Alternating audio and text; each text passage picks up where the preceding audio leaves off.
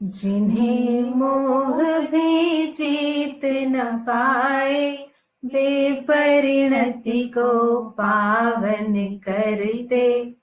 प्रिय के प्रिय भी प्रिय होते हैं, हम उनका अभिनंदन करते।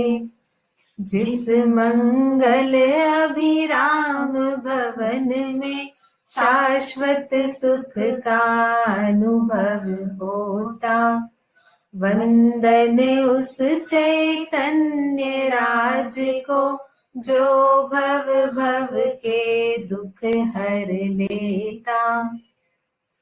जिसके अनुशासन में रहकर परिणति अपने प्रिय को बरती, जिसे समर्पित होकर शाश्वत ध्रुव सत्ता का अनुभव करती। जिसकी दिव्य ज्योति में चिर संचित अज्ञान तिमिर घुल जाता, वंदन उस चैतन्य राज को जो भव भव के दुख हर लेता। जिस चैतन्य महाहिम गिरि से परिणति के घन टकराते हैं, शुद्ध अतीन्द्रिय आनंद रस की मूसल धारा बरसाते हैं। जो अपने आश्रित परिणति को रत्नत्रय की निधियां देता, वंदन उस चैतन्य राज को जो भव भव के दुख हर लेता। जिसका चिंतन मात्र असंख्य प्रदेशों को रोमांचित करता, मोह उदय वश जड़वत परिणति में अद्भुत चेतन रस भरता। जिसकी ध्यान अग्नि में चिर संचित कर्मों का कल्मष जलता, वंदन उस चैतन्य राज को जो भव भव के दुख हर लेता। वंदन उस चैतन्य राज को जो भव भव के दुख हर ले।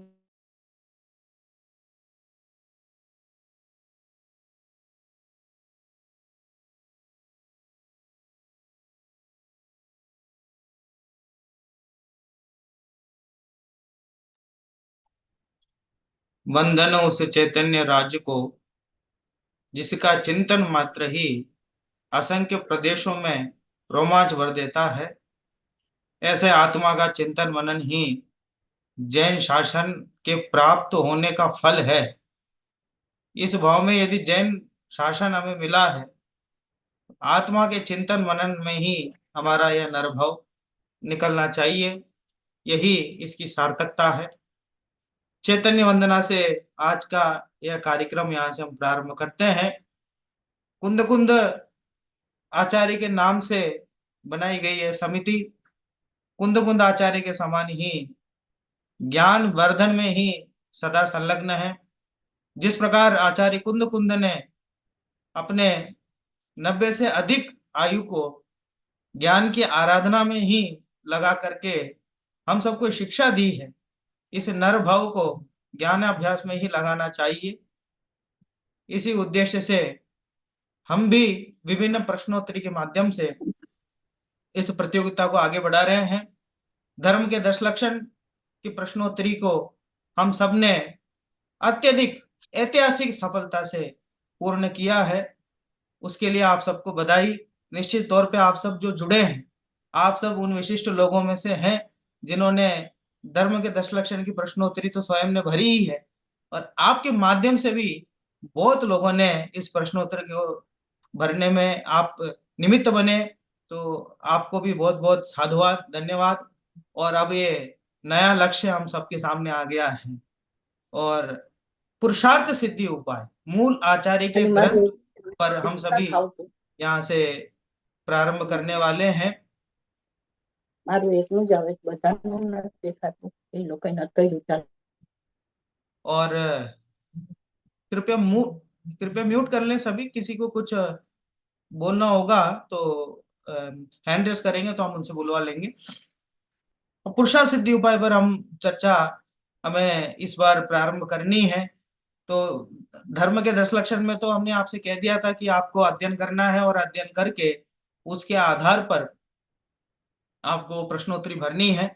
पर ये पुरुषार्थ सिद्धि उपाय नामक ग्रंथ है, मूलतः संस्कृत भाषा में लिखा गया ग्रंथ है, इसलिए मूल ग्रंथ आपको पढ़ना है। और इसलिए हमने सोचा कि कुछ ऐसे उपक्रम किए जाएं जिसके माध्यम से विषय के प्रति और अधिक आपका परिचय बढ़े।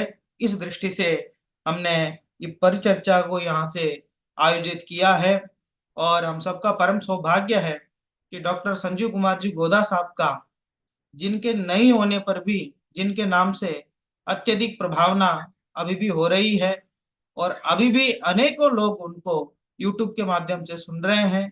पुरुषार्थ सिद्धि उपाय विषय पर उनके मार्मिक प्रवचन हमें उपलब्ध हैं, और उन्हीं के आधार से हमने उन्हीं की स्मृति में इस पुरुषार्थ सिद्धि उपाय की प्रश्नोत्तरी प्रारंभ करने का विचार किया। मैं धन्यवाद ज्ञापित करता हूँ आचार्य कुंद कुंद नैतिक शिक्षा समिति के सभी सदस्यों को, जिन्होंने इस उत्तम विचार को किया कि जिससे इस ग्रंथ से सभी जुड़ सकें, आदरणीय भाई साहब के प्रवचन से सब जुड़ सकें। तो आज जो परिचर्चा है, ये प्रारंभ की जो 30 श्लोक है, जिसे हम कह सके सम्यक दर्शन अधिकार, वहां तक की चर्चा हमें करनी है।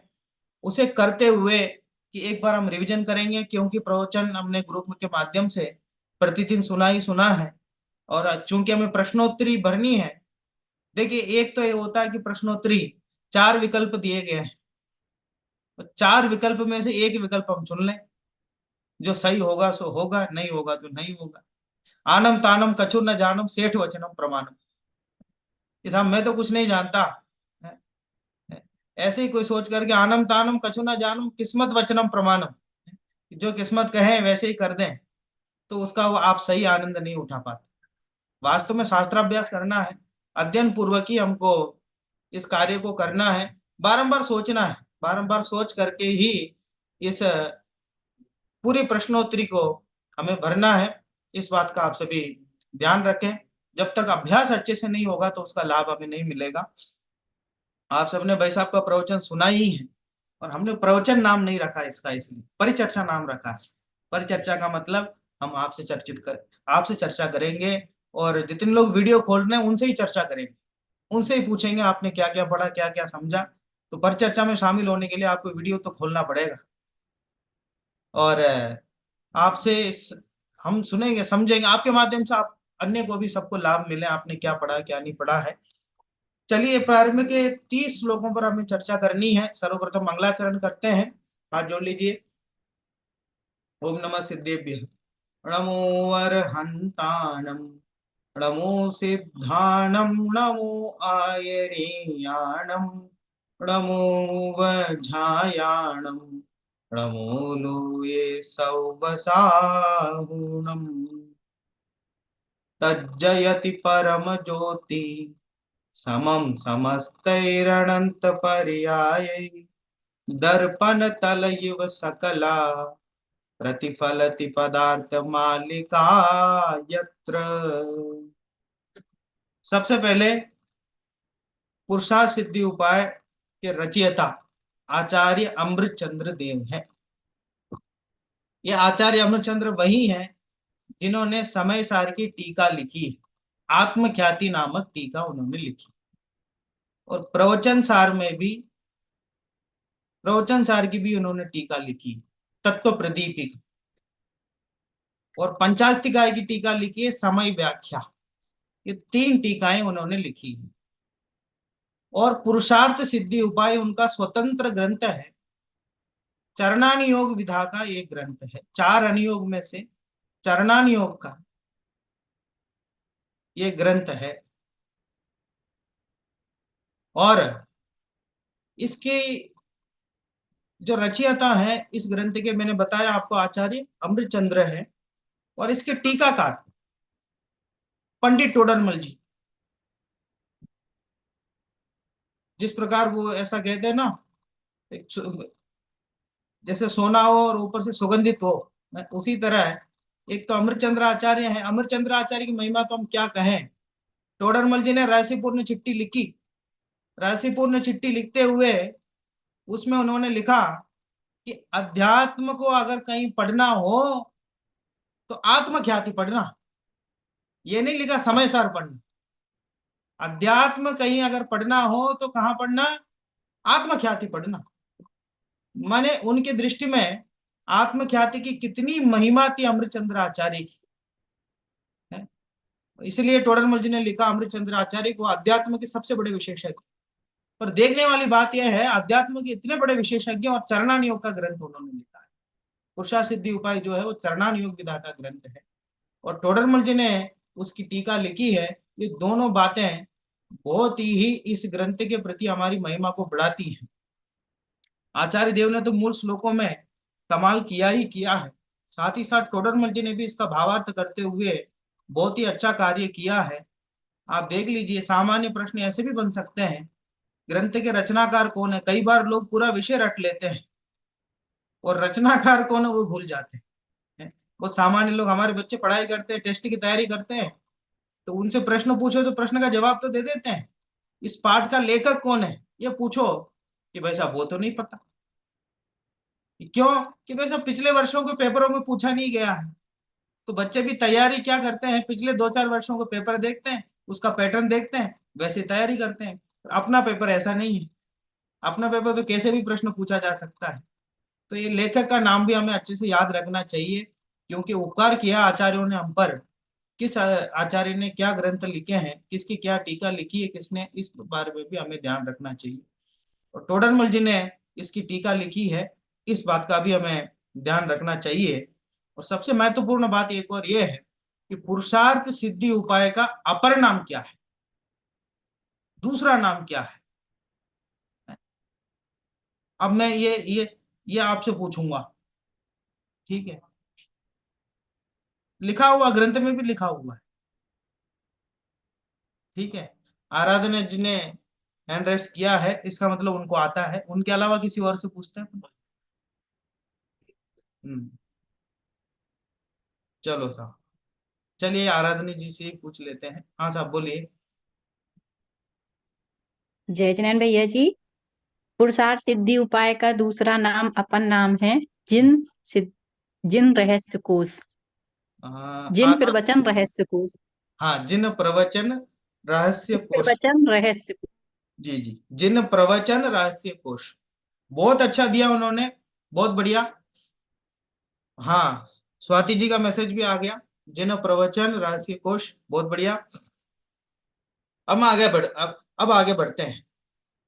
ये मंगलाचरण इन्होंने लिखा है, टोडरमल जी ने, इसमें कुछ बातें ग्रंथ से संबंधित लिखी है, कुछ बातें उन्होंने देवशास्त्र गुरु को उसमें नमस्कार किया है। उसके बाद एक बहुत सुंदर छंद यहाँ पे प्रस्तुत किया उन्होंने, जिसमें निश्चय व्यवहार के बारे में, दोनों के बारे में। एक होता है व्यवहाराभासी, जो केवल व्यवहार को ही मानता है, और एक होता है निश्चयाभासी, ये जो केवल निश्चय को ही मानता है। और एक होता है साहब उभयाभासी, वो निश्चय और व्यवहार दोनों को ही मानता है। इसमें क्या गलती है साहब? अकेले व्यवहार को माने तो समझ में आता है कि साहब गलती है, और अकेले निश्चय को ही माने तो भी समझ में आता है कि इसकी गलती है। और एक उभयाभासी होता है, उभय माने संस्कृत में दो को उभय बोलते हैं, ठीक है। उभयाभासी, तो दोनों को मानने वाला कैसा हो गया? एक को मानने वाला तो मिथ्या दृष्टि समझ में आता है, और दोनों को जो माने तो वो मिथ्या दृष्टि कैसे हो सकता है, वो उभयाभासी कैसे हो सकता है? देखिए, टोडरमल जी ने शास्त्र पढ़ने वाले जैनियों के और जैनी होकर के जो मिथ्या दृष्टि है उनके 3 वर्गीकरण किया उनका। ठीक है, जो शास्त्र पढ़ते हैं, जैन है ऐसा मानते हैं, जैनी होकर के भी धर्म में प्रवर्तन करते हैं, फिर भी मिथ्या दृष्टि रहते हैं, उनको 3 कैटेगरी में उन्होंने वर्गीकरण किया कि एक निश्चयाभासी, एक व्यवहाराभासी और एक उभयाभासी। ठीक है साहब, समझ में आ गया? तो इसमें से शुरू के जो 2 हैं वो तो बहुत सरल है। जो केवल निश्चय को माने उसको निश्चयाभासी कहेंगे। सरल परिभाषा है, केवल निश्चय को माने। अब निश्चय क्या है वो सब अब तो और विस्तार से जैसे जैसे हम समझते जाएंगे तब उसकी चर्चा करेंगे। और व्यवहाराभासी क्या है? तो केवल व्यवहार को माने उसको व्यवहाराभासी कहते हैं। ठीक है। अब तीसरा जो वर्गीकरण उन्होंने किया उभयाभासी, जो दोनों को माने उसको उभयाभासी। थोड़ा सा मैं आपसे जानना चाहूंगा इस संबंध में, जो आप जानते हो थोड़ा सा उसके बारे में बोलिए, फिर मैं उस विषय का खुलासा करूंगा। अपन धीरे धीरे एक एक श्लोक करके आगे बढ़ेंगे, क्योंकि इनमें से भी प्रश्न आएंगे, एक आध प्रश्न आ जाएगा, फिर पूछा जाएगा उभयाभासी क्या, तो आपको ख्याल में नहीं आएगा। ठीक है, इसलिए थोड़ा सा अपन इस पर भी चर्चा कर लेते हैं। उभयाभासी, आपके पास अगर ग्रंथ हो तो आप देखो उसमें कि क्या कह रहे हैं। कोई व्यवहार नए निश्चय के मार्ग को भिन्न भिन्न जानी पहचानी करे उद्यता। ये पेज नंबर 20 है, पुरुषार्थ सिद्धि उपाय, मेरे पास जो ग्रंथ है इसमें टोडरमल जी का लिखा हुआ छंद, ये वाला ग्रंथ। ठीक है, अगली बार से बैठेंगे तो मैं पीडीएफ भी लेके बैठूंगा, तो आपको स्क्रीन पे ही दिखा दूंगा। ठीक है साहब। तो थोड़ा सा कोई प्रयास करें, थोड़ा सा बताएं, कोई थोड़ा सा अपने विचार से बताएं उभयाभाषी की क्या गलती हो सकती है। हाँ सुनीता जी हाथ ऊपर कर रहे हैं। हाँ हाँ साहब बोलिए। हाँ जय जिनेन्द्र। जय जी। उभयभाषी मतलब हो गया कि जो व्यवहार में ही अटक के रह जाता है या फिर निश्चय में ही अटक के रह जाता है, तो वो दोनों नहीं होना चाहिए, वो उभयभाषी हो जाता है कि मैं ये भी सही हूँ, ये भी मानता हूँ और ये भी मानता हूँ। तो वो ऐसे वो न कहीं का नहीं रहता, फिर वो अटक के रह जाता है। जी, निश्चय व्यवहार दोनों तो सही है ही, तो दोनों को सही मानने में हाँ, क्या दिक्कत दोनों को। वो तो चोरमल जी ने बोला ना कि सिर्फ निश्चय को लेके मान के बैठेंगे वो भी गलत है, और सिर्फ व्यवहार में भी रहेंगे वो भी गलत है, और है? दोनों को भी मानते हैं एक साथ तो वो भी गलत है। हाँ बस थोड़ा सा मैं और, चलिए ठीक है। अच्छा हाँ साहब, पीयूष जी साहब। जय जिनेन्द्र। जी वो उभयपक्षी में तो निश्चय से भी होगा, व्यवहार से भी कार्य बनेगा, जी, मगर ये ऐसा है ही नहीं, निश्चय से होगा व्यवहार से नहीं होगा, बहुत ऐसा बढ़िया। प्रोसीजर है। बहुत बढ़िया, आप थोड़े करीब आ गए। देखिए मैं और बहुत सरलता से आपको बताऊं। ठीक है, वो दोनों को मानता तो है, दोनों को सही नहीं मानता, उनका जैसा स्वरूप है वैसा नहीं मानता। ठीक है, निश्चयाभासी केवल निश्चय को ही मानता है सही, और व्यवहाराभासी केवल व्यवहार को सही मानता है, और उभयाभासी दोनों को मानता तो है लेकिन वो दोनों जैसे हैं वैसे नहीं मानता। ये अपने मन से उनको शंका पूर्वक भ्रम पूर्वक मानता है। ठीक है, कि जिना उसमें टोडरमल जी की लाइन है कि तथापि करे क्या, दोनों नयों का स्वरूप तो समझ में आता नहीं, और जिनागम में 2 नए कहे हैं, इसलिए भ्रम पूर्वक जो दोनों नयों को पालन करते हैं वे उभयाभासी जानना। ठीक है, इसे हम तो जानते नहीं है, लेकिन क्या करें, जिनागम में दोनों नयों की बात आई है, हम ऐसा भी कर लेते हैं। हम सुबह जाकर के पूजा पाठ कर लेते हैं और तो व्यवहार भी हो गया, और दिन में बैठ करके आत्मा का चिंतन कर लेते हैं तो निश्चय भी हो गया, ऐसा समझता है। ठीक है, तो माने दोनों को जानता तो है, मानता तो, लेकिन सही नहीं मानता। तो एक शब्द जो आपको वहां उसमें परिवर्तन करना है कि दोनों को जानता है लेकिन सही रूप में नहीं जानता, उसको उभयाभासी में यहाँ आपको लेना है।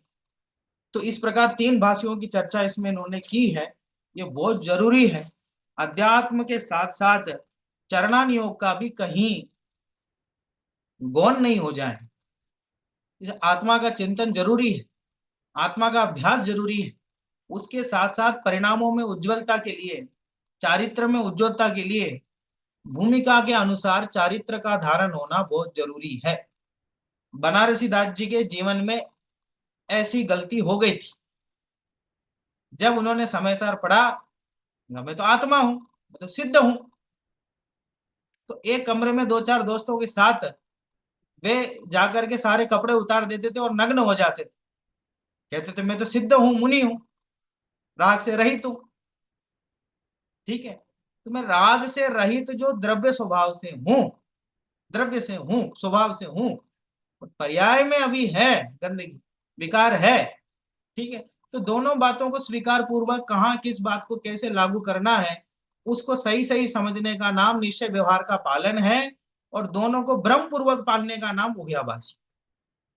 ठीक है साहब, ये बात हुई। अब मंगलाचरण पर आ जाइए आप। मंगलाचरण हमने किया था, पहला श्लोक हमने बोला था। तो मंगलाचरण से बहुत सामान्य प्रश्न मैं आपसे पूछूंगा कि मंगलाचरण में किसको नमस्कार किया गया है। ठीक है, 2 प्रश्न एक साथ पूछता हूं। मंगलाचरण में किसको नमस्कार किया गया है और कितने तीर्थंकरों को नमस्कार किया गया? 2 प्रश्न है। दूसरा वाला प्रश्न आप उसमें ढूंढोगे, लाइन में तो नहीं मिलेगा, श्लोक में तो नहीं मिलेगा। जिन्होंने उसको ध्यान से पढ़ा है, समझा है, सुना है, वो दे सकेंगे। ठीक है, पहला प्रश्न ये है कि किसको नमस्कार किया गया है, और दूसरा प्रश्न है कितने तीर्थंकरों को नमस्कार किया गया है। चलिए अल्पना जी से सुनते हैं। हाँ बोलिए साहब। हाँ जी, जय जिनेन्द्र भैया हाँ। जी। केवल का ज्ञान ज्योति को किया है और उसमें सभी तीर्थंकर आ जाते हैं। बहुत बढ़िया, आवाज इनकी सभी उनको नमस्कार किया है। फिर भी उन्होंने बिल्कुल सही उत्तर दिया है, उत्तर उनका आ गया है। बहुत बढ़िया, बहुत सुंदर अल्पना जी, आपने बहुत सुंदर उत्तर दिया। कि उन्होंने उत्तर दिया किसको नमस्कार किया है, केवल ज्ञान ज्योति को नमस्कार किया। ठीक है, और दूसरा कितने तीर्थंकर हैं इसमें, ये सब सभी तीर्थंकर आ जाएंगे, क्योंकि केवल ज्ञान के धारी सभी तीर्थंकर होते हैं। अच्छा, सिद्ध कितने आएंगे इसमें, सभी सिद्ध आएंगे। ठीक है साहब, ठीक है, सारे सिद्ध आएंगे, सब जो जो केवल ज्ञान धारी है सब आ जाएंगे इसमें। ठीक है, तो अनंत सिद्ध हैं तो वो सभी केवल ज्ञान के धारी होते हैं। अच्छा, सीमंतर भगवान आते कि नहीं इसमें, वो तो विदेश क्षेत्र है, ये तो भरत क्षेत्र में लिखा गया ग्रंथ है, वो तो विदेश क्षेत्र है। विदेश क्षेत्र के रहने वाले, उनके लिए कोई अलग नियम होगा। मोक्ष मार्ग से नेतारम भेतारम कर्म भूव्रताम ज्ञातारम विश्व तत्वानाम वंदे तदुन लव, ये 3 ही लक्षण है। आपते नोचिन्न देशन, आपते नोचिन्न दोषेन सर्वज्ञ नागमेशिना भवितव्यम नियोगेन नान्यता हाप्तता भवेत। कह रहे हैं 3 ही लक्षण है कि वितरागी, सर्वज्ञ और हितोपदेशी, ये आप तक 3 लक्षण। और वितरागी सर्वज्ञ सब होते हैं हरंत सिद्ध, इसलिए सब आ गए हैं। कोई आपको थोड़ा सा घुमाने के लिए कोई ऐसा प्रश्न पूछा जाए कि किस तीर्थंकर को इसमें शामिल किया गया है या कितने तीर्थंकर को शामिल किया गया है, तो आप ऐसा उसमें कंफ्यूज नहीं हो गए कि इसमें सभी तीर्थंकर आते हैं अथवा सभी अरंत सिद्ध आते हैं। ऐसा आप बिल्कुल भी इसमें लिख सकते हैं, कोई दिक्कत नहीं है। अब देखिए, केवल ज्ञान की विशेषता इसमें बतलाई गई है, वो सब तो आपने प्रवचन में सुना है, एक साथ सबको जानता है, और किसी प्रकार से कोई राग द्वेष नहीं है। जो रागी द्वेषी जीव हैं वे कभी सर्वज्ञ नहीं हो सकते, वो सर्वज्ञ होते हैं और रागी द्वेषी नहीं होते हैं, इत्यादि बहुत बातें हमने इसमें सुनी है। अब आगे बढ़ते हैं दूसरे श्लोक की तरफ। इसमें केवल ज्ञान का स्वरूप देखना है, और उसके बाद जो इस भावार्थ में जो बातें आई हैं उनके बारे में आपको ध्यान देना है। और किसी प्रकार का कोई प्रश्न हो, पूछना हो तो पूछ सकते हैं आप अगले श्लोक में बढ़ने से पहले। कुछ आपको समझ में नहीं आया हो इस संबंध में, इस श्लोक से जो चर्चा है उसके संबंध में। आज्ञा प्रदानी और परीक्षा प्रदानी की बात आई है, बहुत सरल बात, आप एक बार पढ़ेंगे तो ही समझ में आएगा आपको। और जैन दर्शन में गुण पूछे, किसी ने पूछा कि साहब केवल ज्ञान को क्यों नमस्कार किया, महावीर भगवान को क्यों नहीं किया, आदिनाथ भगवान को क्यों नहीं किया, शांतिनाथ भगवान को क्यों नहीं किया, किसी का नाम लेके नमस्कार करते। केवल ज्ञान को क्यों नमस्कार किया? तो टोडरमल जी ने उत्तर दिया, भैया जैन दर्शन में गुण पूज्य है, व्यक्ति पूज्य नहीं है। जैन दर्शन में गुण पूज्य, एक प्रश्न ऐसा भी बन सकता है कि साहब गुण पूज्य है, तो मेरी भावना की शुरुआत की 2 लाइनें बोलिए, क्या लिखा उसमें? बुद्ध वीर हरिर ब्रह्मा लिखा ना, उसमें नाम कोई भी हो, ठीक है, नाम से हमें लेना देना नहीं है। जिसने मोह कि साहब जो वीतरागी, वीतरागता से लेना देना है, ठीक है। चलिए अभी पहले श्लोक की बात आई, आगे देखिए, अगले आ जाइए। अब उसके बाद आगम का नमस्कार किए हम, ठीक है। चलिए बहुत अच्छा लग रहा है। आप सब इसमें कमेंट्स में भी लिख रहे हैं, सुदर्शनाथ जी ने गुणों की पूजा होती है ऐसा लिखा है, और सुनीता जी ने अनेकांत को भी नमस्कार, आगे की बात उन्होंने लिखी है, और सुदर्शनाथ जी ने ही अरियंत सिद्ध की का भी उन्होंने उत्तर लिखा है, स्वाति जी ने जिन प्रवचन रसी कोश लिखा है। बहुत बढ़िया साहब, आप सब बहुत गहराई से अध्ययन कर रहे हैं, सुन रहे हैं, समझ रहे हैं, देख के बहुत अच्छा लग रहा है। चलिए आप सब चर्चा में जुड़िए और आनंद आपको आएगा। अब दूसरे श्लोक में आप आइए, दूसरे श्लोक की बात करते हैं। दूसरे श्लोक में उन्होंने इष्ट देव को नमस्कार किया, परमागम को नमस्कार किया है, अनेकांत को नमस्कार किया है, ठीक है। इसमें शादवाद शैली माने अनेकांत रूप जो वस्तु है, उस वस्तु को जिस शैली से समझाया जाता है उसको शादवाद कहते हैं। शादवाद, मान लीजिए ये वस्तु है, ये मेरे सामने जो पेन है ये वस्तु है, ठीक है। ये पेन नीले रंग का है, ऐसा जो मैंने कहा ये शादवाद है, इसको कहते हैं शादवाद। और जो मूल वस्तु है वो कैसी है? अनेकांतात्मक, क्योंकि ये नीले रंग का होने के साथ साथ नीले रंग में तो चलता है, और एक काले रंग का भी है, ऊपर से जो इसका कवर है काले रंग का है, और किस कंपनी का है वो भी है, उसमें ढक्कन है, अंदर रिफिल है, इसमें बहुत सारी चीजें हैं, तो बहुत सारी चीजें हैं, उसको हम अनेकांत कहेंगे, ठीक है। और जो मैं कह रहा हूं ये नीला रंग का है और इसकी बॉडी इस कलर की है, ऐसा जो आपको मैं समझा रहा हूं, तो समझाने की जो पद्धति है, शैली है, उसको शादवाद कहते हैं। और अनेकांत की जो सबसे बड़ी विशेषता है कि विरुद्ध प्रतिभाषित होने वाले 2 धर्म एक साथ रहते, ठीक है। ऐसे परिभाषा इसमें दी हुई है मूल ग्रंथ में, आप उसमें से देख सकते हैं। एक बहुत बढ़िया उदाहरण उसमें दिया है, निषिद्ध जात्यंत सिंदूर विधानम, कि जन्मांध पुरुष कौन? जन्मांध पुरुष माने कौन? जो जन्म से ही अंधे हैं, माने कोई पहला मतलब कोई पहले तो सही था, बाद में अंधा हो गया, तो उसने पहले तो कुछ ना कुछ देखा होगा, उसके आधार पर ही वो काम चला देगा, ठीक है। बात समझ में आ रही ना? लेकिन कोई व्यक्ति जन्म से ही अंधा हो, आज तक उसने कुछ देखा ही नहीं हो, तो कहते हैं ना, सावन के अंधे को हरा ही हरा दिखता है। सावन में कोई अंधा हो गया हो तो अंतिम बार वो हरा हरा ही सब देखा हुआ होता है उसने, उसके बाद सब जगह उसको हरा ही दिखता है। लेकिन कोई जन्मांध व्यक्ति हो, आज तक उसने कुछ भी नहीं देखा हो, ऐसे लोग 7 लोग, जो जन्मांध लोगों का जो समूह वो पहुंच गया। अब उनको कहा गया, भैया एक हाथी के पास छोड़ रहे हैं आपको, आप सब हाथी के पास जाना, फिर बताना हाथी कैसा है, ठीक है। और 7 लोग गए और सामने हाथी खड़ा था, तो एक व्यक्ति दौड़ के गया, सीधा उसने उसके पेट पे हाथ फेरा, हाथी तो हाथी, उसने कहा अरे हाथी तो दीवार जैसी है, क्योंकि पेट देख के उसको ऐसा लगा। तो किसी ने पैर पकड़ लिया, अरे हाथी तो खंबा जैसा है। तो किसी ने पूंछ पकड़ लिया, ये सब हाथी तो रस्सी जैसी है। किसी ने सूंड पकड़ लिया। बात समझ में आ रही ना? जिसके हाथ में जो आया उसने वो हाथ में लगाया और कहने लग गया कि सब हाथी तो ऐसा ही है। और ऐसे भी हमने भी क्या कर लिया, वस्तु के अनेक धर्म हैं, अलग अलग धर्म हैं, जिस पे हमारा हाथ लगा। हम भी तो जन्मांध है। जन्मांध का मतलब क्या है? अनादि मिथ्या दृष्टि है, आज तक सम्यक दर्शन हुआ नहीं है, वास्तु रूप समझ में नहीं आया।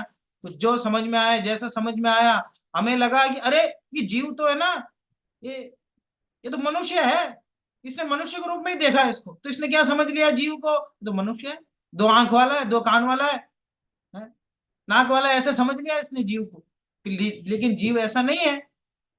वो समग्रता से देखना, वो समग्र रूप जो अनेकांत है, उसमें से एक को किसी को ग्रहण कर लेने का नाम जो है वो मिथ्यात्व है, और एक का प्रतिपादन करना उसका नाम शादवाद है। ठीक है, एक को ग्रहण करना और एक का प्रतिपादन करना, दोनों बातों में अलग अलग है।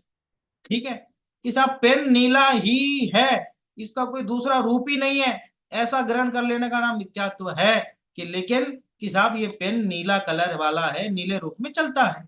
ठीक है, ये चलने की अपेक्षा इसका नीला रूप है। ठीक है, और दूसरी अपेक्षा से बात करेंगे तो उसका अलग रूप है। बात समझ में आ रही ना? तो इस तरह अलग अलग बातें हैं। तो इसमें जो संशय को दूर करता है, संशयवाद को दूर करने वाला शादवाद है। ठीक है, तो ऐसे शादवाद को इन्होंने इसमें नमस्कार किया है। फिर आगे इसी प्रकार बढ़ते हुए फिर से परमागम को नमस्कार किया है। उसको उन्होंने परमागम के लिए बहुत बढ़िया विशेषण दिया है, लोकत्रयेक नेत्रम। ये भी एक ऐसा भी प्रश्न बन सकता है। अभी अपन ने हाथी वाला उदाहरण देखा ना, कि साहब अनेकांत को समझाने के लिए कौन सा उदाहरण दिया, कि साहब हस्ति विधान। और ऐसा प्रश्न बन सकता अभी कि साहब परमागम के लिए क्या विशेषण दिया, कि लोकत्रयेक नेत्रम, 3 लोक संबंधी पदार्थों को प्रकाशित करने में अद्वितीय नेत्र है। कि साहब 3 लोक के बारे में कौन बता सकता है? कि साहब केवल ज्ञानी बता सकते हैं। कि साहब केवल ज्ञानी तो अभी है ही नहीं, उनके अलावा कौन बता सकता है? ये शास्त्र बता सकते हैं। अद्वितीय नेत्र कहा, ऐसा दूसरा नेत्र कहीं नहीं है, अद्वितीय नेत्र है ये परमागम।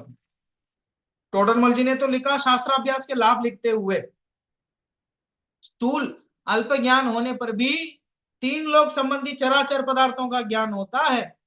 कितनी बड़ी बात है, अल्प ज्ञान होने पर भी 3 लोक संबंधी चर अचर पदार्थों का ज्ञान होता है। यहाँ बैठे बैठे मेरू का ज्ञान कर लेते हैं, मेरू में क्या है, कितने जिन मंदिर है। ठीक है, जम्बूद्वीप में क्या है क्या नहीं है, कितने मंदिर, आकृतिम चैत्यालय कितने हैं, ये सब हम समझ लेते हैं कि नहीं? आकृतिम चैत्यालयों का वर्णन भी पढ़ लेते हैं, वहां कितने मंदिर, कैसी प्रतिमा है, उनका रूप क्या है, यहां तक समझ लेते हैं। ज्ञान तो इतना सा है, लेकिन ये सब समझ लेते हैं। इसका ये सब किसके प्रसाद से? कह रहे जिनवाणी के प्रसाद से, जिनागम के प्रसाद से। इसलिए इसको लोकत्रयेक नेत्रम कहा गया। ठीक है, चलिए अब इसके बाद आप देखिए 4 नंबर श्लोक में वक्ता का लक्षण कहते हैं कि साहब वक्ता कोई भी एरा गहरा व्यक्ति हो, किसी से भी नहीं सुनना चाहिए। कह रहे वक्ता होना चाहिए उसको, वक्ता होगा तो सही बात कहलाए। ठीक है, तो वो कह रहे हैं कि अस्य मूल ग्रंथ करता रहा सर्वज्ञ देव। कि वास्तविक वक्ता कौन है? सर्वज्ञ भगवान है। सर्वज्ञ भगवान के अलावा और कोई वक्ता हो ही नहीं सकता, है ना? तो फिर भी कह रहे हैं साहब जो जगत में जितने उपलब्ध हैं, इनमें से हम सही वक्ता किसे माने? तो वक्ता का लक्षण इन्होंने बताया, मुख्य और उपचार कथन के विवेचन से प्रकट रूपेण शिष्यों का दुर्निवार अज्ञान भाव जिन्होंने नष्ट कर दिया है। जो व्यवहार नय और निश्चय नय के ज्ञाता हैं, ऐसे आचार्य जगत में धर्म तीर्थ का प्रवर्तन करते हैं। कि साहब धर्म तीर्थ का प्रवर्तन कौन करता है? एक प्रश्न ऐसा भी बने कि साहब ऐसे आचार्य जो निश्चय और व्यवहार के ज्ञाता है, अथवा ऐसा भी पूछा जा सकता है आचार्य कैसे होना चाहिए, धर्म तीर्थ के प्रवर्तक को कैसे होना चाहिए? क्यों? क्योंकि इसमें क्या लिखा कि व्यवहार निश्चय ज्ञान, कि व्यवहार और निश्चय का ज्ञाता होना चाहिए। ठीक है, व्यवहार निश्चय का ज्ञाता होना चाहिए, तो समझ में आ गया। एक और विशेषण इसमें दिया है, आपने ध्यान दिया, मुख्योपचार विवरण। क्या लिखा था? उपचार विवरण, मुख्य और उपचार, कि किसको मुख्य करना है, किसको गौण करना है, ये उसको आना चाहिए। ठीक है, किस समय किस बात को मुख्य करना है, किस बात को गौण करना है। ठीक है, बात समझ में आ रही ना? इसलिए जिस समय जो बात समझा रहे हो उस बात को मुख्य करके समझाएं और बाकी बात को गौण करें, उनका निषेध नहीं करें। ठीक है, और निश्चय व्यवहार का ज्ञाता होना चाहिए कि कौन सी बात निश्चय से कही जा रही है, कौन सी बात व्यवहार से कही जा रही है। टोडरमल जी ने लिखा कि जो बात निश्चय से कही जा रही हो उसको तो सत्यार्थ समझ करके उसको वैसे ही श्रद्धान करना, और जो बात व्यवहार से कही जा रही हो वो वैसा नहीं है, निमित्त के अधीन करके, अन्य द्रव्यों से अधीन करके ऐसी चर्चा की गई है, उसको वैसे ही मत मान लेना। ठीक है, माने व्यवहार, व्यवहार का ग्रहण माने क्या कि व्यवहार जैसा है वैसा नहीं है, ये समझना ही व्यवहार का ग्रहण है। समझ में आया कि नहीं साहब? देखो, बाजार से बिस्कुट लेके आए, ठीक है, वो जैन वाला, ठीक है, सब आजकल सब जगह मिलने लग गया कि शुद्ध पानी से सब बना के देते हैं। ठीक है, तो उन्होंने पैक करके दिया। ठीक है, आप जब दुकान में गए कि साहब वो जैन वाला बिस्कुट दो, ऐसा आपने कहा, तो दुकान वाला आपको बिस्कुट देगा कि कवर देगा? देगा तो बिस्कुट ही, लेकिन वो उस पर कवर चढ़ा होगा। आप जो पैसा दिया आपने 50 रुपया, वो 50 रुपये उस बिस्कुट के लिए दिए हैं कि उस कवर के लिए दिए? बिस्कुट के लिए दिए हैं। तो सारा व्यवहार जो है वो बिस्कुट के लिए हो रहा है। अब घर पे आकर के आप बिस्कुट खाएंगे कि वो कवर खाएंगे? ठीक है, माने सब समझ रहे हैं, अपन आपस में सब ये समझते हैं कि पैसा इसके लिए दिया है, वो देना उनको बिस्कुट था, कवर क्यों दिया, सब बातें समझते हैं। तो वो फिर वो कवर की भूमिका क्या है? वो कवर की भूमिका यही है कि घर आके हमने खा लिया और उसको फेंक दिया। ठीक है, वो कवर को ग्रहण करने का मतलब यह है कि उसका काम होने के बाद उसको फेंक दिया, इतनी भूमिका उसकी है। वैसे ही कि व्यवहार की भूमिका क्या है कि ऐसा नहीं होने पर भी जो कथन उसने किया, उस कथन को सुन करके ऐसा नहीं है, वास्तविकता तो कुछ और है, यहाँ निमित्त की ओर से ऐसा कथन किया गया है, परद्रव्य की ओर से ऐसा कथन किया गया है, ऐसा समझने का नाम ही व्यवहार को ग्रहण करना है। ठीक है, अब ये मीटिंग खत्म होने वाली है 10-20 सेकंड में, आप सब दोबारा जुड़ जाना इसी लिंक में, क्योंकि ये 40 मिनट तक ही चलती है मीटिंग। अभी ये पूरा हो जाए, जैसा अपने आप ही खत्म हो जाएगा ये अभी 10-20 सेकंड बाद, फिर अपने आप ही आप सब जुड़ जाना, फिर अपन आगे की चर्चा प्रारंभ रखेंगे। फिलहाल वक्ता के लिए उन्होंने 2 बातें कही हैं, निश्चय व्यवहार का ज्ञाता होना चाहिए और मुख्य और उपचार के माध्यम से शिष्यों में जो अज्ञान है उसे दूर कर सकें, ये बात आई है। और थोड़ा सा आगे जाकर के उन्होंने निश्चय व्यवहार के बारे में भी कुछ विशेष बातें लिखी हैं, जो जिसे आप भावार्थ के माध्यम से समझ सकते हैं। अब ये 5 नंबर का जो श्लोक है उसकी चर्चा अपन यहाँ से प्रारंभ करेंगे। 5 नंबर में दोनों पीछे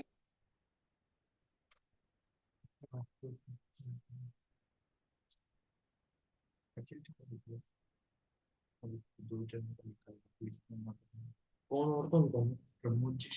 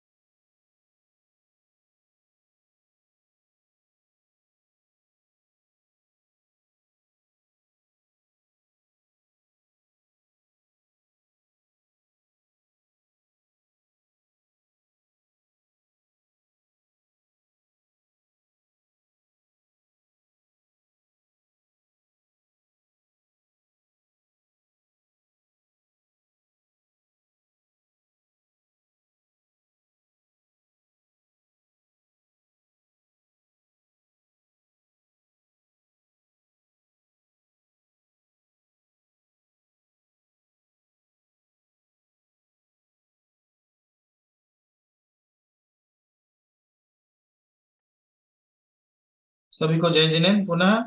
और विषय फिर से प्रारंभ करते हैं। 4 श्लोक तक की चर्चा अपनी हो गई थी कि साहब ये निश्चय व्यवहार का ज्ञाता होना चाहिए वक्ता को, और मुख्य और उपचार कि क्या मुख्य करना है, किसे हाईलाइट करना है और किसे गौण करना है, ये कला आनी चाहिए, ऐसा वक्ता होना चाहिए, ये बात आई थी। अभी कह रहे साहब दोनों नयों का आपने क्यों प्रतिपादन किया, लोगों को कंफ्यूज क्यों किया आपने, एक ही नए बता देते, एक ही नए के बारे में ही आप चर्चा करते तो ज्यादा अच्छा रहता। निश्चय और व्यवहार दो अलग अलग आपने क्यों किया, अकेले निश्चय की बात करते तो ज्यादा ठीक रहता। निश्चय और व्यवहार दो दो नए करके क्यों आपने समझाया, उसका अर्थ इसमें वो बतला रहे हैं कि निश्चयमिह भूतार्थम व्यवहारम वर्णयन्त्य भूतार्थम भूतार्थ बोध विमुखः प्रायः सर्वोपि संसारः। क्या कहते हैं कि इस ग्रंथ में निश्चय को भूतार्थ और व्यवहार नय को अभूतार्थ वर्णन करते हैं। प्रायः भूतार्थ अर्थात निश्चय नय के ज्ञान से विरुद्ध जो अभिप्राय है वह समस्त ही संसार स्वरूप है। कि साहब क्या कह रहे हैं कि भूतार्थ माने निश्चय। देखिए यहाँ निश्चय के लिए एक शब्द का प्रयोग किया गया, भूतार्थ। भूतार्थ का सीधा सा अर्थ है सच्चा, सत्य। और व्यवहार नय के लिए क्या शब्द का प्रयोग किया, अभूतार्थ। आ और लगा लेना आपको भूतार्थ से पहले, अभूतार्थ। अगर भूतार्थ का अर्थ सत्य है और सच्चा है तो अभूतार्थ का क्या अर्थ होगा, झूठा, मिथ्या, गलत। ठीक है, तो जो है नहीं है उसका वर्णन करें वो व्यवहार है, जैसा नहीं है वैसा वर्णन करें वो व्यवहार है, जैसा है वैसा वर्णन करें निश्चय। बहुत सरल परिभाषा, निश्चय व्यवहार क्या है। कोई शास्त्र के श्लोक आपको याद नहीं करना है, कोई गाथाएं आपको नहीं रटना है, जैसा है वैसा कह दे तो निश्चय, और जैसा नहीं है वैसा कहें व्यवहार।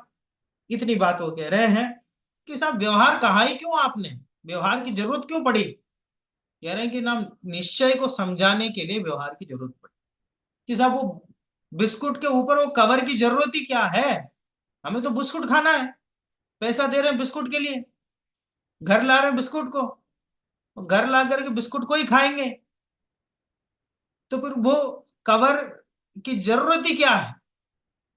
जब कवर के लिए हम पैसा नहीं दे रहे हैं, जब कवर को घर नहीं लाएंगे और उसका कोई वजन नहीं समझ रहे और घर में आकर के वो क्या वो कवर को फेंकने ही वाले हैं, उसको खाने वाले नहीं है, तो फिर वो उसके ऊपर लपेटा ही क्यों उसको, कि भैया वो बिस्कुट को सुरक्षित रखने के लिए उसको लपेटा। यद्यपि हमने उसकी कोई कीमत नहीं दी है, उसका कोई वजन नहीं है, वो उससे मूल माल से वो वजन नहीं जुड़ता। ये सब अक्सर मिठाइयों की दुकान में आपने देखा होगा कि साहब डिब्बे का जो चार्ज है वो नहीं है, केवल मिठाई का ही तोल है। ठीक है, कि साहब वो तो फेंकना ही है कवर, फिर भी क्यों लाए उसको, क्योंकि वो उससे बिस्कुट की सुरक्षा होती। तो व्यवहार को जब हमें वो जैसा है वैसा बताता नहीं है तो व्यवहार का वर्णन क्यों किया है जिनागम, तो कहते हैं वो निश्चय के लिए उनका वर्णन किया, निश्चय को समझाने के लिए उसका वर्णन किया। ये निश्चय व्यवहार की बात है। ठीक है, चलिए ये इसमें बात आई है, आपको समझना पड़ेगा भूतार्थ किसे कहते हैं, अभूतार्थ किसे कहते हैं, ये बात आपको इसमें से समझनी है। श्लोक में से ऐसा प्रश्न पूछा जा सकता है कि निश्चय नय को क्या कहते हैं, अथवा भूतार्थ किसे कहते हैं, तो निश्चय नय को कहते हैं, और अभूतार्थ किसे कहते हैं, व्यवहार नय को कहते हैं। और व्यवहार नय की क्या उपयोगिता है कि साहब निश्चय का प्रतिपादन करना ये व्यवहार नय का काम है। ये इस प्रकार की बात इसमें आई है।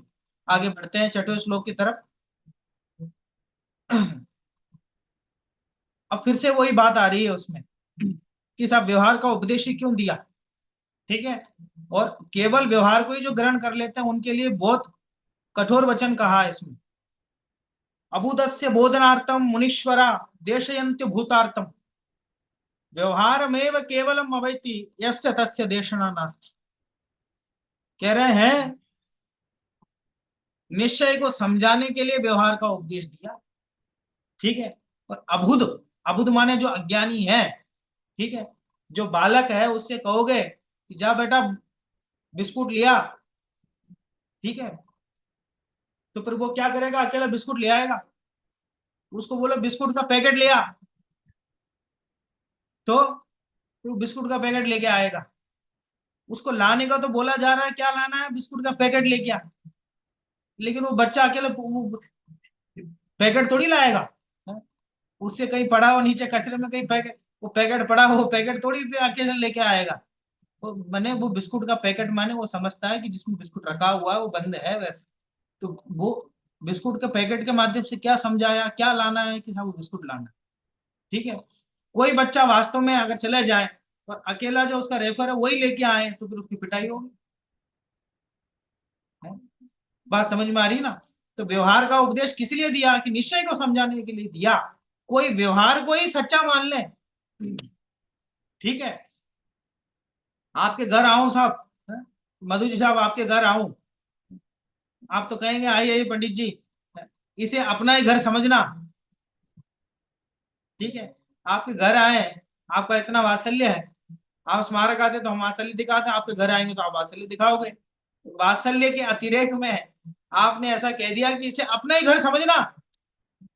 फिर मैं तुरंत ही कहूं कि साहब चलो स्टैम्प पेपर लाया हूं मैं साथ में, मैं कहीं भी जाता हूँ कोई मौका नहीं छोड़ता हूँ, स्टैम्प पेपर साथ में लाया हूँ। अभी अभी आपने कहा इसे अपना ही घर समझना, दो लो साहब साइन कर दो, ठीक है। अरे पंडित जी मजाक करते हो, मैंने अभी तो आपने कहा था इसे अपने घर समझना। अरे ये कहा जाता है, ये व्यवहार है, व्यवहार में जैसा कहा जाता है वैसा होता नहीं, ठीक है। कि साहब मैं कौन से गति का जीव हूं, बोलो साहब आप सब कौन से गति के जीव हैं। आप सब सोच रहे हैं, आप सब ये सब विषय व्यवहार समझ लिया ना, अब आप सोच रहे हैं कैसे जवाब दे कौन सी गति के जीव है रविंद्र जी भाई साहब, मनुष्य गति के जीव है, बिल्कुल है, ठीक है। तो मेरा स्वभाव क्या मनुष्य है कि नहीं, स्वभाव से मैं मनुष्य नहीं हूं, लेकिन वर्तमान में मैं किस गति में हूं, वर्तमान में जो कर्मों का सहयोग मिला है मुझे किसका मिला है, तो व्यवहार में कहेगा कि मनुष्य गति का है। और निश्चय से पूछोगे कि भैया जीव कौन सी गति में है, कहेगा जीव की कोई गति होती ही नहीं है, जीव तो त्रिकाली ज्ञान स्वभाव ही है। बात समझ में आ रही ना, ठीक है। ये व्यवहार नहीं कहता तो है, व्यवहार नहीं की उपयोगिता भी है, क्योंकि मधु जी अगर उनके घर जाऊं वो नहीं कहेंगे इसे अपने घर समझना, तो वात्सल्य का प्रभाव कैसे पड़ेगा, वात्सल्य प्रकट कैसे होगा, कि पंडित जी सम्माननीय है, ये बात कैसे समझ में आएगी। तो उसके लिए ये वचन बोलना भी जरूरी है कि इसे अपने घर समझना, ये बोलना भी जरूरी है। उसके बिना वात्सल्य भाव को नहीं दिखा सकते, वात्सल्य प्रकट नहीं होगा। और साथ ही साथ उनके बोलने पे मेरा ऐसा नहीं मानना भी जरूरी है कि ये वात्सल्य भाव के लिए ऐसा कह रहे हैं, लेकिन वास्तविकता ऐसी नहीं है। वास्तविक में तो इनका घर है, मेरा घर तो बापू नगर में, ये निश्चय है, ठीक है। बात समझ में आ रही ना, ऐसा आपको समझना है। तो निश्चय को समझाने के लिए ही व्यवहार का आश्रय लिया गया है। जो केवल व्यवहार को ही पालन करे उसे देशना नास्ति, तस्य देशना नास्ति, ठीक है। तो एक प्रश्न ऐसा बन सकता है कि साहब उपदेश किसके लिए नहीं है, ठीक है। तो बोले जो केवल व्यवहार का अवलंबन लेना चाहता है उसके लिए उपदेश नहीं, ठीक है। एक ऑप्शन ऐसा आएगा उसमें, तो केवल व्यवहार का ही जो पालन करना चाहता है उसके लिए उपदेश नहीं है, ठीक है। ये इसमें मुख्य बात आई है। और ये भी एक प्रश्न बन सकता है, व्यवहार का उपदेश किसके लिए दिया गया, तो अबुदस्य बोधनार्थम, माने अज्ञानी जीवों को समझाने के लिए। कि व्यवहार का उपदेश किसके लिए दिया गया है, कि अज्ञानी जीवों को समझाने के लिए दिया, ये बात, ठीक है। अब देखिए ये 6 नंबर श्लोक की चर्चा अपनी हो गई है। अब आगे ये कह रहे हैं कि साहब हमें तो उदाहरण देके समझाओ, ये क्या निश्चय व्यवहार करते रहते हो, हमारे तो कुछ समझ में नहीं आता, एक उदाहरण देके समझाओ आप तो स्पष्ट रूप से। तो कह रहे हैं देखिए 7 नंबर श्लोक, जिस प्रकार सिंह को सर्वथा ना जानने वाले पुरुष के लिए बिलाव ही सिंह रूप होता है, कि जिस व्यक्ति ने, अब ऐसा भी प्रश्न बन सकता है कि व्यवहार न्याय को समझाने के लिए कौन सा उदाहरण दिया गया है। ठीक है, सिंह और बिलाव। ठीक है, देखिए, जिसने आज तक सिंह को नहीं देखा, माने शेर को आज तक नहीं देखा जिसने, उसको समझाने के लिए कहेंगे सब जैसी बिल्ली है उसी का एक बड़ा रूप है, समझ लो। क्योंकि बिल्ली जैसे खतरनाक है, भयंकर है, उसी तरह का वो भी एक प्राणी है। तो समझाने के लिए उन्होंने कहा। ठीक है, उसी प्रकार निश्चय से अपरिचित पुरुष के लिए कि आत्मा कैसा है, आज तक हमने आत्मा को जाना नहीं है, तो आत्मा को समझाने के लिए कि भैया ये मनुष्य गति वाला आत्मा है, मनुष्य गति वाला जीव है, नरक गति वाला जीव है, देव गति वाला जीव है, ऐसा जीव के भेद करके समझाए, उसको बोलते हैं व्यवहार। ठीक है, जिसने शेर को नहीं देखा उसको बिलाव का उदाहरण दे करके समझाया, वैसे ही जिसने आत्मा को नहीं सुना, माने निश्चय को नहीं समझा आज तक, उसको समझाने के लिए व्यवहार का उपदेश दिया गया है। और एक सरल उदाहरण आपको देता हूं। समय सार में जो उदाहरण दिया गया है, मिट्टी का घड़ा, ठीक है, घी का घड़ा। ठीक है, घी, अब वो सब घड़ा तो कौन रखता है सब आजकल, अब आप तो डब्बा समझ लो, घी का डब्बा। ठीक है, तो आप बैठे हो, खाने में बैठे हो, बच्चों को आपने बोला बेटा घी का डब्बा लिया। घी का डब्बा, इसका मतलब आ, इसकी परिभाषा क्या होनी चाहिए, बोले साहब, पीयूष भाई साहब, है? सोने की चेन, इसका मतलब वो चेन किससे बनी है? चांदी के पायल, इसका मतलब वो पायल किससे बने हैं? ठीक है, दूध की चाय, तो चाय किससे बनी है? दूध से। ऐसे ही घी का डिब्बा हमने बोला, वो डिब्बा किससे बना है? वो डिब्बा किससे बना था? डिब्बा घी से बना है, इसलिए उसको घी का डिब्बा बोलते हैं। और वो डिब्बा तो स्टील का बना हुआ है। ठीक है, पर बोलते क्या है कि वो घी का डिब्बा। ठीक है, तो साहब वो घी जो डिब्बा वो लेके, और बच्चा भी समझदार होता है, वो जाकर के एक ही तरह से वो स्टील के डिब्बे रखे होते हैं, नमक, शक्कर, तेल, घी सबके, फिर भी वो घी का उठा लाता है। ठीक है, तो इसका मतलब क्या हुआ, वो उसको हम घी का डिब्बा कह तो रहे हैं, लेकिन वो बना किससे है? स्टील से। अब उसी बच्चे को हम बोलेंगे बेटा अंदर जाओ, स्टील का डिब्बा ले आओ, फिर वो कोई दूसरा ही ले आएगा जिसमें मिर्ची हो। बात समझ में आ रही ना? स्टील के डिब्बे तो सारे हैं, तो ये पहचान में आ जाए कि भैया स्टील के डिब्बे सब हैं। अगर बच्चों को स्टील का डिब्बा लिया ऐसा कहेंगे तो फिर वो कंफ्यूज हो जाएगा, क्योंकि उसने आज तक ऐसे देखा नहीं, समझा नहीं, इसलिए उसको समझाने के लिए कहा गया। तो इसलिए जिसमें घी रखा गया है ऐसा डिब्बा, वो स्टील का डिब्बा भी घी का डिब्बा हो जाता है। ये कहना व्यवहार है, उसको वैसे ही मान लेना मिथ्या। ठीक है, चलिए, इस प्रकार की बात इसमें आई है। सिंह और बिलाव का उदाहरण इसमें दिया गया है, ये बात आप समझ ले में।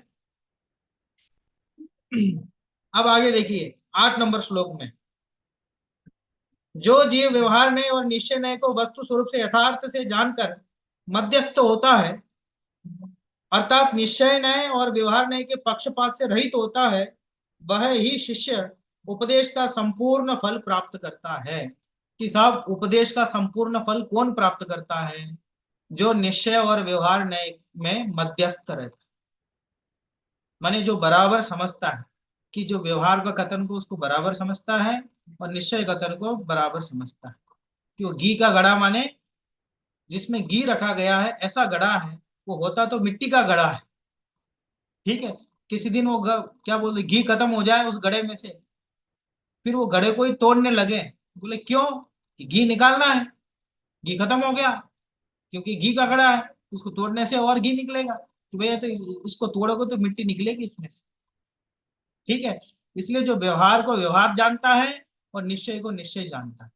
ठीक है, इसे अपना ही घर समझना है इस बात को, जो व्यवहार जानता है तो फिर वो उसमें माध्यस्थ रहता है, ठीक है, बात समझ में आ रही ना? जो निश्चय यथार्थ है उसको यथार्थ जानना जरूरी है। इसलिए जहां जैसी बात कही गई हो, आपने देखा होगा किसी के घर में कुछ शोक हो जाए, दुख की कोई घटना हो जाए, वियोग की कोई घटना हो जाए, तो क्या कहते हैं? आपके दुख में सम दुखी। आपने सुना है ना, आपके दुख में सम दुखी। ठीक है साहब, कह दिया। अब सामने वाला रो रहा है तो हम भी बगल में बैठ के रोए जोर जोर से, तो सामने वाले के साथ में ही रहें, उसके घर में ही बैठ जाएं, वो जब जब रोए तब तब हम भी रोए। है? बात समझ में? आपके दुख में सम दुखी का मतलब क्या है? कि वो जितना दुखी है उतना दुखी हमें, ये दिखाना थोड़ी है। माने ऐसे समय पे हम संवेदना व्यक्त कर रहे हैं, ये अर्थ है उसका, ये व्यवहार है। कि ऐसे समय में उसके घर बैठ करके हम भी रोते रहेंगे उसके समान ही, वो जो जो काम कर रहा है वैसे हम भी करने लग जाएंगे, तो फिर उस समय उसके लिए भारभूत बन जाएंगे और दुख का विषय बन जाएगा वो। ठीक है? तो वो क्या क्या हमारी वजह से और दुखी हो जाए। तो कहाँ क्या कहा जा रहा है, हम क्या है, समस्या क्या है रविंद्र जी भाई साहब? वो लौकिक में तो हम व्यवहार निश्चय को बराबर समझते हैं। ठीक है? लोक व्यवहार में तो किस बात को कैसे लेना है ये बात बढ़िया समझते हैं। लेकिन मोक्ष मार्ग में जब ये बात आती है, शास्त्रों में जब ये बात आती है, वहां पता नहीं ये बात समझ में क्यों नहीं आती। कि कि साहब कौन सी बात, जो सामने वाला कैसा कह रहा है उसको कितने हल्के में लेना है, कितना उसमें वजन देना है, ये बात मतलब किसको कितना वजन देना है, किसको कितना वजन नहीं देना, बस इतना है निश्चय व्यवहार, और कुछ नहीं। ठीक है? चलो इतनी सी बात इसमें आई है। एक बहुत सुंदर गाथा प्रस्तुत की गई है 34 नंबर पेज पर। जय जिनमयम पवज्जः तामा व्यवहार निश्चय मुयः एकेन विना चिज्जयि तिक्तम अन्येन अन्येन पुनतच्च। कह रहे यदि जिन मत में परिवर्तन करना चाहते हो तो निश्चय और व्यवहार दोनों को मत छोड़ो।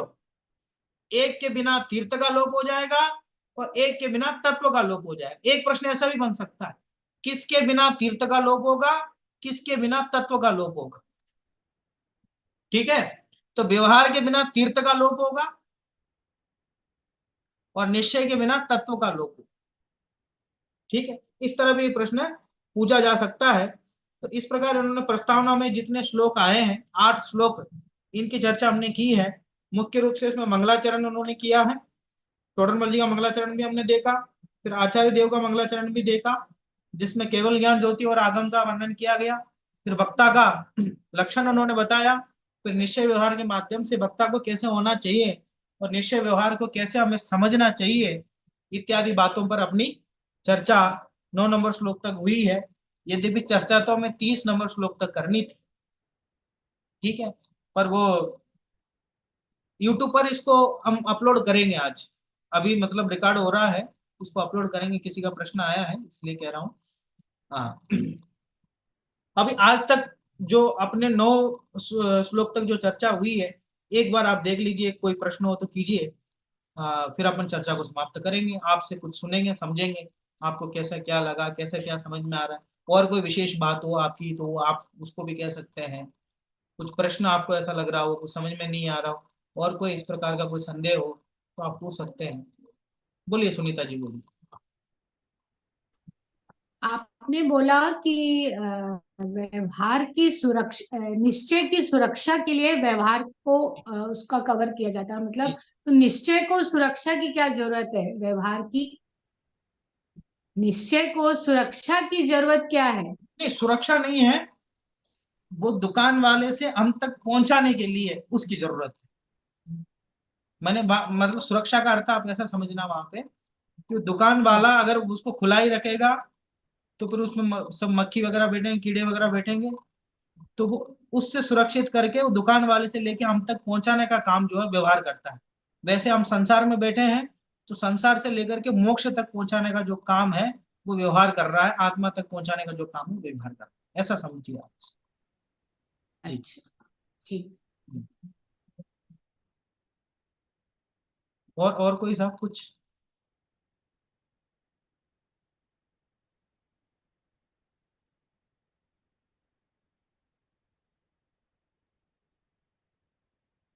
हाँ जी, हाँ और किसी कुछ कहना हो तो हैंड रेस कर सकते हैं, या अब सबकी वीडियो मुझे दिख रही तो ऐसे भी हाथ ऊपर करोगे आप तो मैं समझ जाऊंगा, मैं आपको फिर अनम्यूट कर दूंगा, कोई दिक्कत नहीं।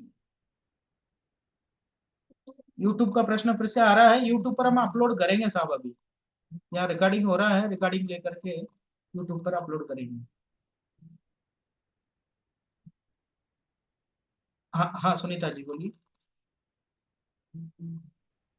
आपने इसमें एक प्रश्न बताया था कि धर्म तीर्थ का प्रवर्तन कौन करता है, फिर उसमें आपने ये भी बताया था कि वक्ता को कैसा होना चाहिए, तो ये क्या दोनों क्वेश्चन सेम है क्या? जी जी दोनों कि एक, वक्ता को तो बताया। हाँ दोनों एक ही, मैंने मतलब उत्तर की तरफ से प्रश्न बनाया फिर प्रश्न की तरफ से उत्तर, ऐसा बना करके। अच्छा कि निश्चय व्यवहार का ज्ञाता होना हाँ चाहिए निश्चय वक्ता व्यवहार का को, ज्ञाता होना और चाहिए, और मुख्य और और उपचार का, हाँ ज्ञाता। कहाँ पे निश्चय को गौण करना है और कहाँ पर जी जी जी। मतलब कब किसको गौण करना है, ठीक है।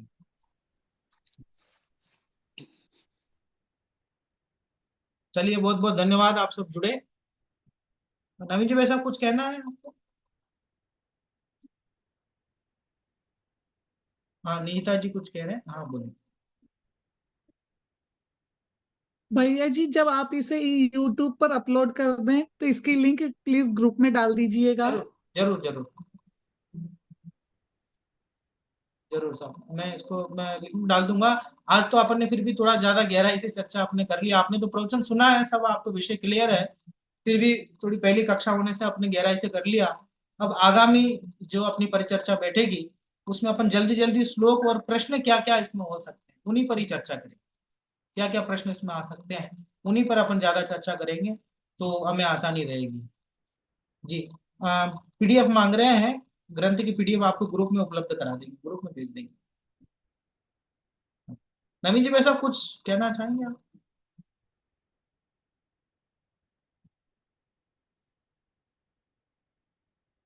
चलिए ठीक है, अपन मीटिंग को पूर्ण करते हैं जनवाणी स्तुति के साथ।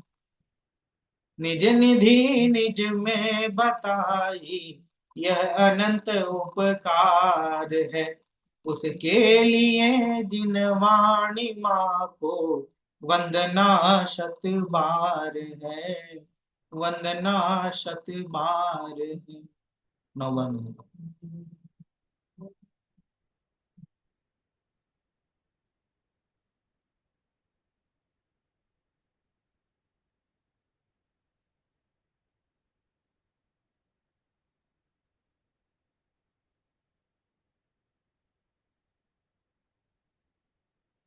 द्वादशांग में जिनवानी माता की, सभी को बहुत बहुत धन्यवाद, जय जिन।